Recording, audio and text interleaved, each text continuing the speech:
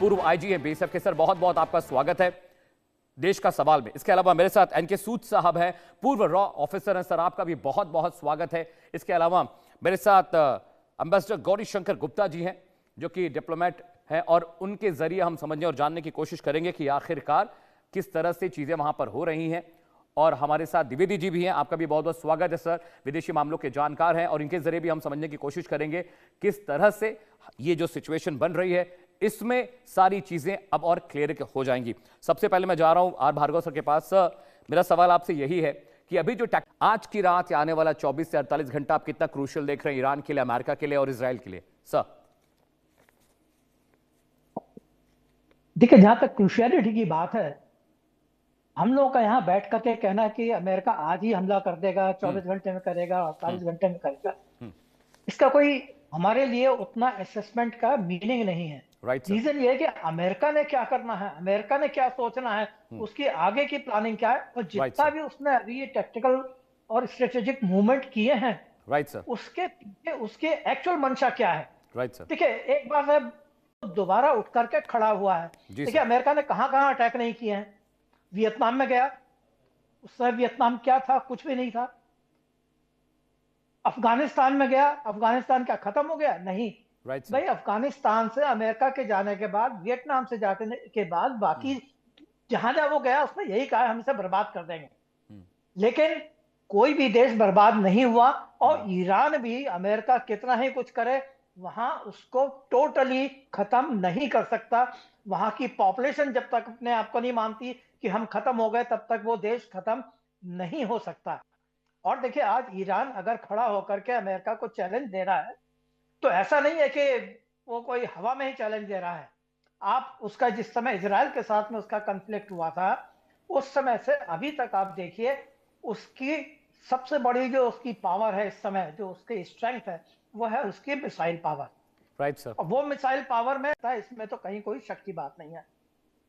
एक चीज और है जो मैं जी सर, पता नहीं मैं वहां कितना सही हूं कितना गलत हूं, कि आज जो अमेरिका ईरान के ऊपर जा रहा है, उसका एम क्या है, बेसिक एम क्या है, जो भी कुछ वो आज कर रहा है उससे वो अचीव क्या करना चाहता है। पहले था उसके पास एम था कि वो हाँ ईरान की न्यूक्लियर जो उसके बेसिस थे, या जहां भी वो अपने न्यूक्लियर आर्मामेंट तैयार कर रहा था, उनको खत्म करने का। उस समय भी नहीं हुए। आज कोई भी नहीं कह सकता आज की तारीख में, बल्कि मैं इसको एक दूसरे नजरिए से देखता हूं। जी सर।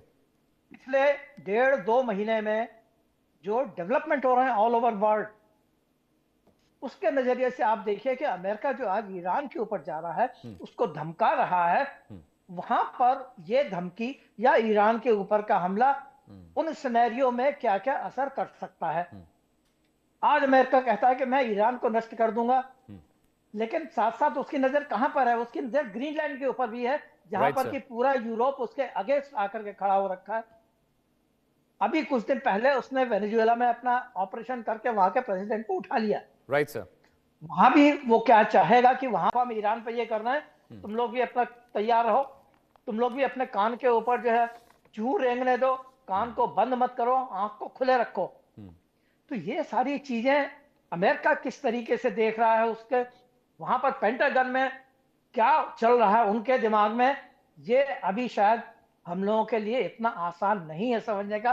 खास तौर से हम जब पब्लिक डोमेन में बैठे हुए हैं, जो ठीक है शायद जो गवर्नमेंट में होंगे उनके पास बहुत सी खबरें आ रही होंगी, राइट सर, कि हाँ अमेरिका में क्या चल रहा है क्या नहीं चल रहा है, लेकिन ये ऑपरेशन कोई इतना ओपन नहीं है जिसको हम कहें कि हर एक को पता लग जाए। तो मेरे ख्याल से अमेरिका ने क्या करना है ये शायद अमेरिका को ही पता है। Fair enough sir, point taken.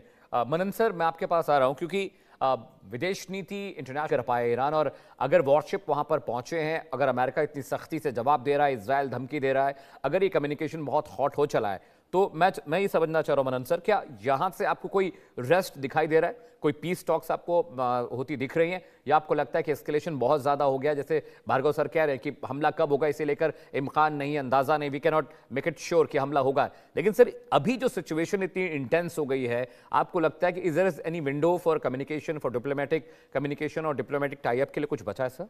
Manan sir. बिल्कुल जी, मैं आपसे यहाँ पर ये बात कहना चाहूंगा कि ईरान अगर कल्प्रिट है किसी भी मायने में, राइट सर, तो उसमें वो ये है कि बेसिकली उसने जो नॉन स्टेट एक्टर्स हैं, जो आतंकवादी संगठन है, ये अमेरिका का जो स्टैंडर्ड केस बनता है ईरान के अगेंस्ट, न्यूक्लियर केस की हम लोग बात ना करें, तो जिस तरीके से रिलेंटलेसली और बिल्कुल रिपीटेडली कई वर्षों से 1979 के ईरानियन रिवॉल्यूशन के बाद से जिस तरीके से हिजबुल्लाह को लेबनान में, हमास को गाजा स्ट्रिप में, और सीरिया के मिलिटेंट्स को, कर्ड्स को, और जिस तरीके से इनका कोएलिशन ईरान का एर्दोगन के रहा है, इसराइल का कोई अगर बिल्कुल कंजेनाइटल एनिमी है तो वो ईरान ही है। तो Right, मुझे sir. लगता है कि ईरान के ऊपर सबसे बड़ा केस ये है कि वह नॉन स्टेट एक्टर सपोर्टर है, तो एक तरीके से रोग स्टेट है।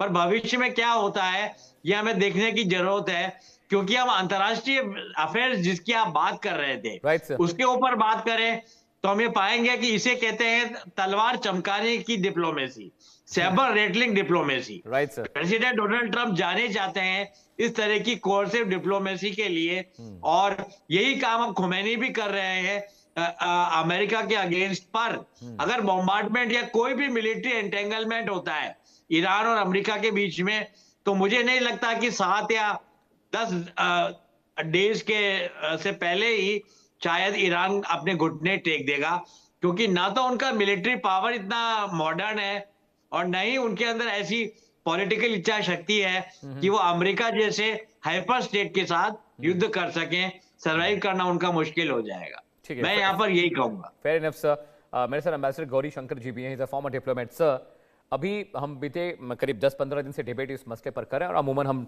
हर हफ्ते मिलते हैं। सर, एक बड़ा सवाल ये भी है कि अभी जैसा कि भार्गव सर भी बता रहे हैं और मनन सर भी बता रहे हैं कि अमेरिका का जो नंबर 1 दुश्मन है वो मिडिल ईस्ट कंट्रीज में Iran is one of them. अब यहां से सर आप वॉर एस्केलेशन देख रहे हैं कि आपको लगता है कि सिर्फ ये अमेरिका प्रेशर बनाने की क्वेश्चन इजराइल, अमेरिका और ईरान के बीच हो रहा है? सर, मुझे लगता है कि बहुत इंटेंस सिचुएशन है और मुझे लगता है कि आने वाले 24-48 घंटे या 4 दिन 5 दिन के भीतर हमें कुछ एक्शन देखने को मिलेगा। Do you think sir? जी नमस्कार। प्रणाम सर। देखिए, ईरान के अगेंस्ट में अमेरिका के या वेस्टर्न वर्ल्ड के एज ए होल 4-5 बड़े ग्रीवांसेज हैं। Right sir. पहले तो न्यूक्लियर जो पावर जो ईरान बनना चाहता है उनके इंस्टॉलेशंस, वो सबसे बड़ा स्टम्बलिंग ब्लॉक रहा है। दूसरा, वो इजराइल को डिस्ट्रॉय करना चाहते हैं, वो जियोनिस्ट स्टेट इसको कहते हैं, और वो कहते हैं कि इनको एग्जिस्ट करने का कोई अधिकार नहीं है। तीसरा, ये जो टेररिस्ट ऑर्गेनाइजेशंस हैं, चाहे हुती हो, चाहे हमास हो, चाहे हिजबुल्ला हो, इनको सपोर्ट ईरान करता है। और चौथा, अभी जो रिसेंट हुआ है, जो वहाँ पे इकोनॉमिक क्राइसिस हुआ ईरान में, राइट सर। उसके बाद से एस्टिमेट यह है कि 5,000 से 20,000 जो या ये जो करंट रेजिम है वो हमारे से नेगोशिएट करके जो रिप्रेसिव इनकी टेंडेंसीज हैं उनको थोड़ा सा कम करे और उनको थोड़ा रिलैक्स करे। Right sir. और जो न्यूक्लियर इंस्टॉलेशन है उनको इंस्पेक्शन के लिए खोले और इजराइल के साथ एग्रीमेंट करे। तो ये चीजें, मेरे को नहीं लगता कि अभी कोई डिप्लोमेटिक डायलॉग की जगह बची हुई है। जब तक खोमेनाई वहां पर है, मेरे को बिल्कुल नहीं लगता कोई डिप्लोमेटिक डायलॉग दोनों कंट्रीज के बीच में हो सकता है, क्योंकि दोनों का बहुत ईगो इश्यू बन चुका है, एक प्रेस्टीज पॉइंट है। और खोमेनाई कह रहा है और हमेशा कहता आ रहा है कि हम ऑल आउट वार करेंगे। और खोमेनाई के पास थोड़े रिप्रेसिव जो इनका रिवोल्यूशनरी गार्ड है ईरान का, वो काफी रिप्रेसिव टेंडेंसी के लोग हैं। उन्होंने इस रिवॉल्यूशन को जो हो रही थी खोमेनाई के अगेंस्ट में, उसको अभी तक फिलहाल दबा लिया है। तो इन सब चीजों को देखते हुए ईरान के पास जो मिसाइल ताकत है उसकी बेसिस पे ये धमकी दे रहे हैं। और अमेरिका, मेरे को लगता नहीं है कि इतनी जल्दी अटैक करेगा, क्योंकि वो शो फोर्स जो कहते हैं वो डिप्लोमेसी अभी चल रही है फिलहाल। ये अरब देश जो हैं और जो गल्फ के कंट्रीज हैं, सऊदी अरेबिया और यूएई, ये भी नहीं चाहते हैं कि वहाँ के जो पूरा का पूरा वातावरण युद्ध के अंदर तब्दील हो और वहाँ पे अस्थिरता की समस्या आए। तो अभी थोड़ा सा मेरे को लगता है कि समय लगेगा हो सकता है 1 2 3 वीक का समय लगे, उस बीच में कोई डायलॉग का रास्ता निकाला जाए राइट और सर। डायलॉग से इस समस्या को समाधान किया जाए। अगर ये नहीं निकलता डायलॉग का, तो हो सकता है कुछ टारगेटेड जो लोग हैं ईरान में, उनके ऊपर अमेरिका का हमला हो और उनको मारने की फेयर कोशिश इनफ की सर, जाए। प्लीज स्टे विथ मी ये सर, मेरे मेरे को साथ। अभी फिलहाल लग रहा है, डन नहीं सर। लग रहा है कोई लार्ज स्केल वॉर इमीडिएटली होगा। ठीक है एम्बेसडर साहब, point taken, please stay with me. मेरे साथ एनके सूद साहब हैं, is a former raw officer. Sood sir, एक बहुत इंपॉर्टेंट पहलू ईरान में जो देखने को मिला, ये नैरेटिव बार बार कहा गया कि CIA और मोसाद वहां पर एक्टिव था। इसके अलावा आने वाले टाइम में पाकिस्तान का भी जिक्र है कि पाकिस्तान की जो एजेंसी ISI है सर, वो भी लगातार इसमें मुफ्तला रही है, शामिल रही है। ईरान में जो अनरेस्ट पैदा हुआ है उसके पीछे आपका एनालिसिस क्या कहता है सूद सर? देखिए, मेरे हिसाब से जो वहाँ पे सिचुएशन चल रही है ईरान के अंदर, वो मेन है कि वहाँ पे प्राइस राइज है।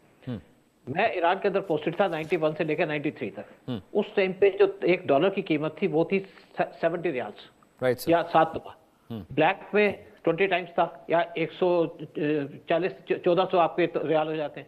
लेकिन आज जो वहाँ पे कीमत है $1 की, वो है 1.4 मिलियन रियाल। Right sir. वहाँ पे जो एक रोटी मिलती है, घर में रोटी नहीं मिलती। हाँ, वहाँ पे रोटी नहीं मिलती।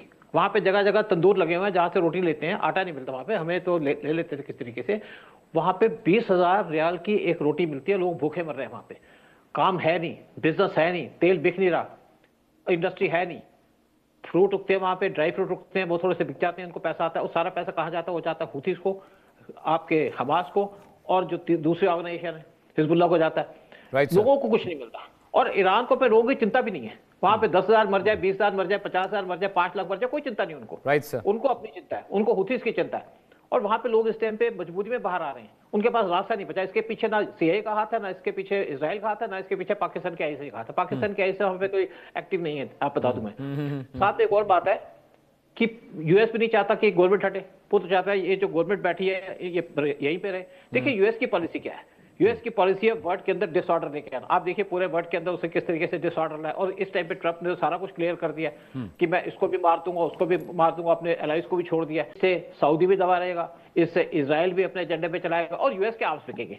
देखिए, वेस्टर्न कंट्रीज के जो मेन बिजनेस है वो है टूरिज्म, और दूसरा है उनका आर्म्स बेचना। अगर यहाँ पे पीस होगी तो US के आर्म्स बिकने बंद हो जाएंगे। US कहीं भी पीस नहीं चाहता। अगर इंडिया पाकिस्तान का झगड़ा होता है तो उसके अंदर भी US चाहता है कि झगड़ा होता है। और US ये भी चाह रहा था, जब स्टैंड ऑफ हुआ था हमारा चाइना के साथ, झगड़ा हो, B2 बॉम्बर्स दे दूंगा। लेकिन मेन बात है US एक सिचुएशन पे अटैक करेगा। Right sir. अगर US को होगा खतरा होगा ईरान से, उनके न्यूक्लियर वेपन से। अगर उनके पास न्यूक्लियर वेपन आएंगे तो सबसे पहले अटैक करेंगे इजराइल पे, दूसरा अटैक करेंगे अमेरिका के ऊपर। Right sir. और लोग कहते हैं जो सबसे बड़ा शैतान है वो है US। तो अगर ट्रंप यहाँ पे अटैक करेंगे, उनको खतरा होगा ईरान से, तभी अटैक करेंगे। अदरवाइज ट्रंप भी नहीं चाहते कि वहां पे गवर्नमेंट जाए, लोग मरे, और वहां पे जितने भी लोग मर जाए कोई फर्क नहीं पड़ेगा।